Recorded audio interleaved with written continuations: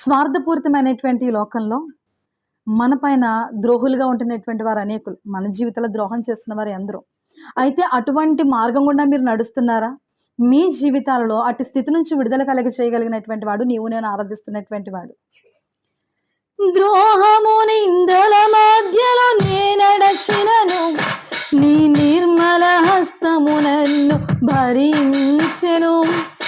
ద్రోహము నిందల మధ్యలో నేనడచినను, నీ నిర్మల హస్తము నన్ను భరించెను. యజమానుడా, నా యజమానుడా, నన్ను పిలచిన యజమానుడా, యజమానుడా, నా యజమానుడా, నన్ను నడిపించే యజమానుడా. నీ పిలుపు వలన నేను నశించిపోలేదు, నీ ప్రేమ ఎన్నడూ నన్ను మరువలేదు.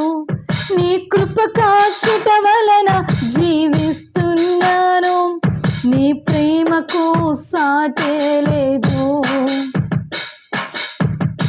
నీ కృప కాచుట వలన జీవిస్తున్నాను, నీ ప్రేమకు సాటే లేదు. నీ పిలుపు వలన నేను నశించిపోలేదు, నీ ప్రేమ ఎన్నడూ నన్ను విడువలేదు. నీ పిలుపు వలన నేను నశించిపోలేదు, నీ ప్రేమ ఎన్నడూ నన్ను. స్వార్థపూరితమైనటువంటి ఈ లోకంలో